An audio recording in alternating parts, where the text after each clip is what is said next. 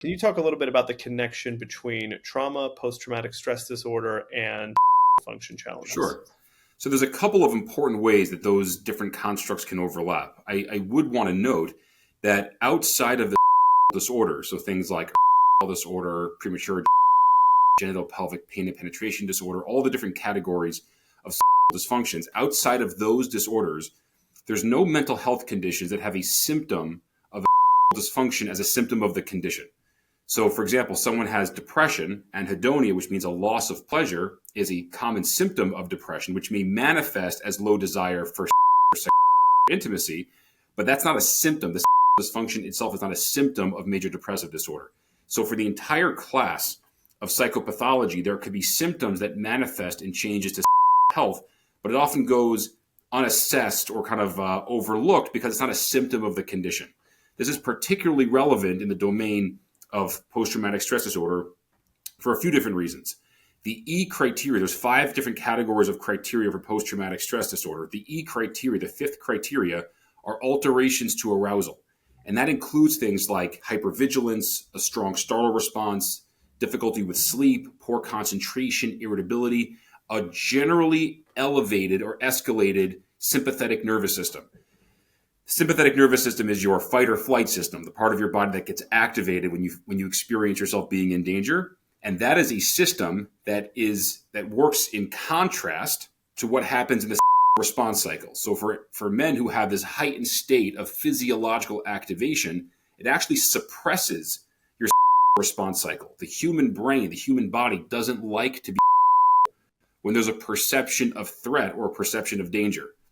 Where else or where more do we see the experience of perception of danger than in post-traumatic stress disorder? This is a core feature of the experience of PTSD, is that veterans feel like they're constantly on guard, they're constantly scanning their environment, they perpetually feel like they're in danger, and that actually continually suppresses the response cycle or the experiences of desire or arousal. So Dr. Krug, if I'm following you correctly, you're saying one of the hallmark features of post-traumatic stress disorder has to do with a elevated sympathetic nervous system, which is going to signal to the brain and subsequently to the body to suppress libido because it perceives danger all around.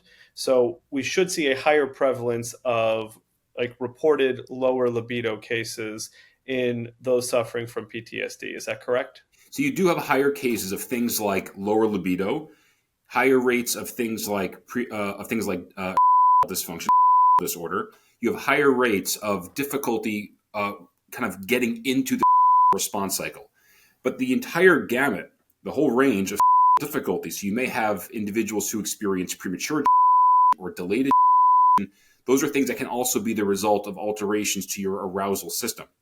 But one of the other ways that this can play in, and without getting too much into the weeds on the psychobiology or biochemistry involved, but what's called the HPA axis, the hypothalamic pituitary adrenal axis, is the system in your brain and body that regulates the stress response. And it regulates the release of a hormone called cortisol, which is your body's natural stress hormone, and is also involved in the hormone adrenaline, which is the hormone involved in the fight or flight response. So what you have is a dysregulation. This is what researchers have found pretty consistently in individuals with post-traumatic stress disorder, and there's a huge amount of research that looks specifically at veterans and the HPA axis, is that the dysregulation in the HPA axis results in an inability to inhibit the cortisol response or the stress response.